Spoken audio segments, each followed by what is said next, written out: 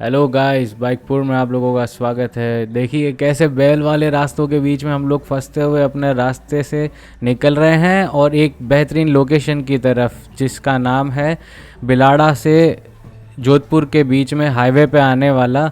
हर कोई बंदा उस पेड़ के बारे में जानता है। ये जाइंट पेड़ है और इसकी खोज में आज हम बाइकपुर वासी जोधपुर से तलाशते हुए बिलाड़ा तक पहुँचे हैं। काफ़ी कच्चे ऊंचे नीचे रास्तों के साथ में, और काफ़ी लोगों ने हमारी रास्ते में मदद भी की है, काफ़ी लोगों ने हमें गाइड भी की है। इसी कारण बाइकपुर टीम आज आपको ले चलती है कल्पवृक्ष पेड़ की ओर। ये बहुत ही खूबसूरत नज़ारा होने वाला है, बहुत ही पीसफुल।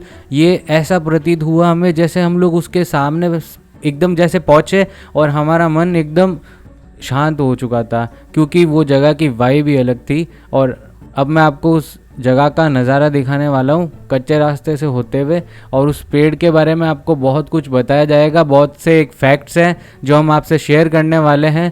मैं जतिन शर्मा, आपका दोस्त और होस्ट, और मेरे साथ है शेखर शर्मा। आपका तहे दिल से आज स्वागत करते हैं बाइकपुर में।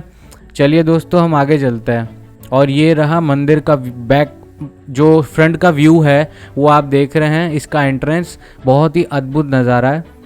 बाइकपुर की टीम आज ये R15V2 लेकर के पहुंची है। हम दोनों आज ये पहुंचे हैं और विथ स्टील बर्ड हेलमेट के साथ में। दोनों स्टील बर्ड हेलमेट हम कैरी कर रहे हैं।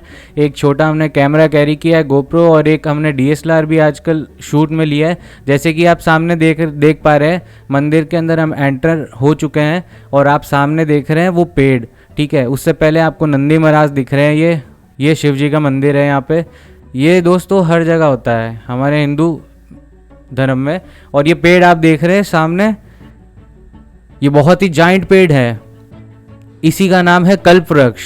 इसके बारे में हम बहुत सारे तथ्य आपसे शेयर करने वाले। जब सागर मंथन हुआ था उसी में से निकला एक रत्न है ये। तो इसी के बारे में हम एक्सप्लोर करने के लिए जब पहुँचे तो हमें पता चला कि इसकी बहुत सारी कहानियाँ भी है, लेकिन उसमें से एक जो मेन कहानी है उसके बारे में हम, एक पंडित जी हैं यहाँ मंदिर के, उनसे हमने रिक्वेस्ट की कि हमें वो इस पेड़ के बारे में एक कहानी बताए जो वास्तविक में सत्य है। और इस दोस्तों पेड़ की छाल को देखने से आपको लगेगा कि ये अदर पेड़ की तरह छाल की तरह नहीं है। इसकी छाल एकदम पत्थर की तरह होती है, ठीक है। अब देखिए व्यू, और एक साथ में ये धूमरी माता है। किसी को भी जो स्किन की रिलेटेड प्रॉब्लम होती है उसके रिलेटेड ये माता के यहाँ पे पद चिन्ह है, जिसको छू करके और उसका पानी लेकर के जो भी घर लेके जाता है, ऐसी मान्यता है कि वो जल्दी स्वस्थ हो जाता है। तो आइए अंदर चलते हैं। ये पूरा मनोरम दृश्य देख के आपको कैसा लग रहा है? ये इसका पूरा राउंड बाउंड चारों तरफ से हमने व्यू आपको बताया, आपसे शेयर किया। ये धुनी है जहाँ पे लोग तप करते हैं, यहाँ की बहुत मान्यता इससे जुड़ी है। और इसी के बाद हम चलते हैं मंदिर के पुजारी की तरफ, ताकि हम उनसे जान सके, सुन सके कि इस पेड़ का क्या रहस्य है। कैसा लग रहा है देखिए। उससे पहले व्यू एक शानदार, बहुत पुराना है ये पेड़। इसकी कहानी है जो कि हम सुनने वाले हैं। आइए चलते हैं पंडित जी के पास। जैसा कि हमने उनसे बात की है तो पता चला है कि वो हमें बताने वाले हैं। वो अपना एक काम फ्री करके तब तक हमें वेट करने को कहा है।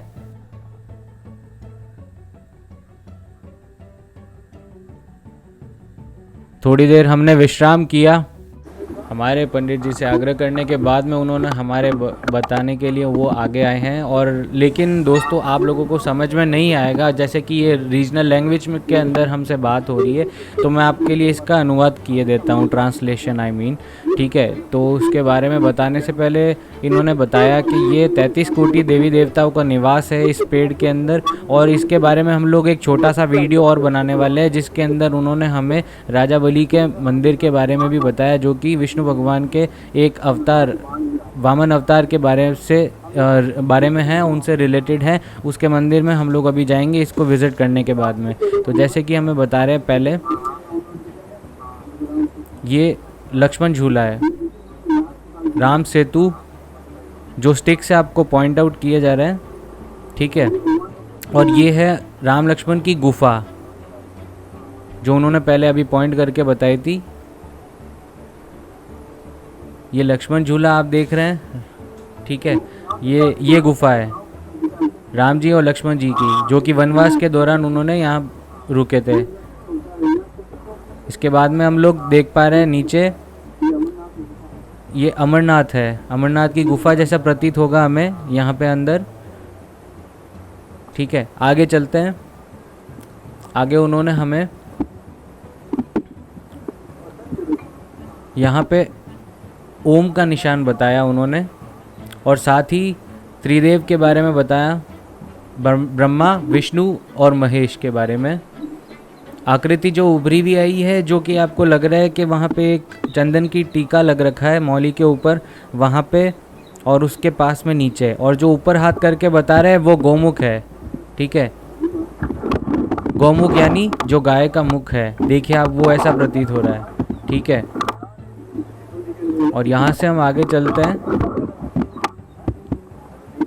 इसका व्यू देखते हुए।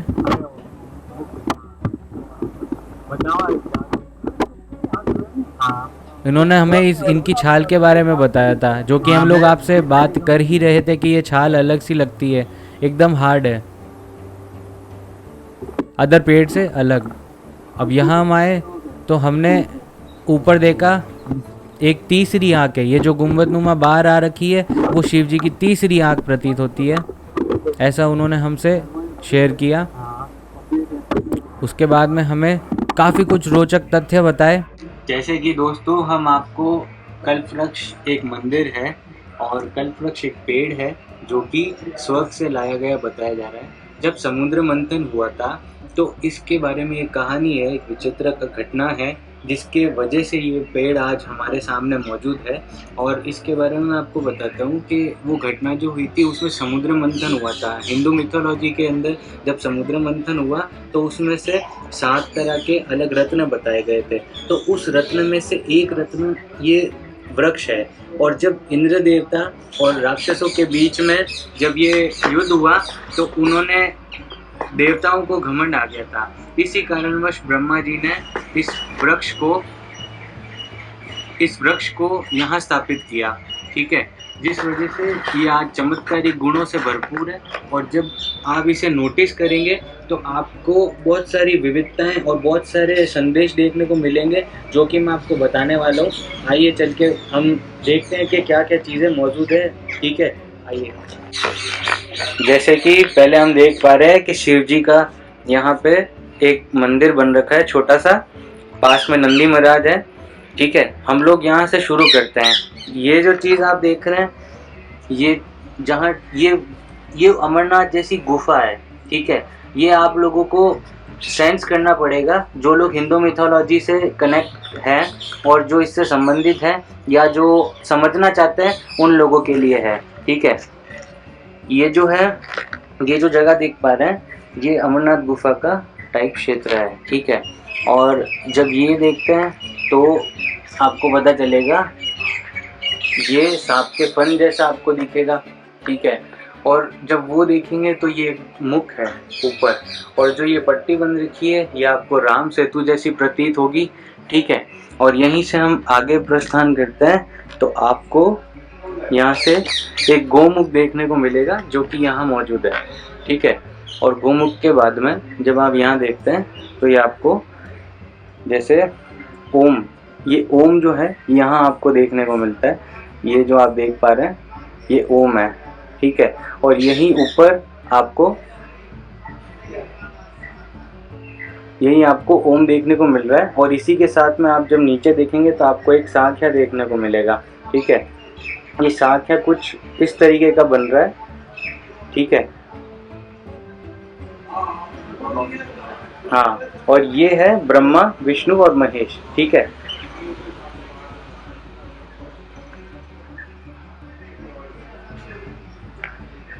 इस पेड़ का अपना एक योगदान है और ये पेड़ बिल्कुल दूसरे पेड़ों से विभिन्न है क्योंकि इसकी कोई छाल नहीं, इसका कोई और एकदम स्टोन लाइक है, पूरा स्टोन जैसे होता है ना, ये उगा हुआ ही वैसा है, ठीक है। दूसरा जब हम देखेंगे तो ये नाभि है, ठीक है। नाभि नहीं है, ये एक जगह है, ठीक है। और और ये जो है ये कामधेनु है, इनसे आप अपनी विश मांगते हैं तो वो सारी पूर्ण होती है। ये सारा इनका ऐसा दिख रखा है और ये बहुत पुराना है, जब तक पृथ्वी रहेगी तब तक ये पेड़ रहेगा। और इसके बाद में आप ये देखेंगे ये नाभि है, ये नाभि है। और ये नाभि के बाद में आपको इस पेड़ की एक और खासियत है कि इसकी अलग अलग पत्तियां हैं, ठीक है। किसी पे 3 है, किसी पे 2 है, किसी पे 4 दिखेगी, किसी पे 5 दिखेगी, कोई भी एक सा नहीं रहेगा, ठीक है। सब कुछ समझा पा रहे हैं इजीली। आपने एक राउंड बाउंड शॉट देखा है।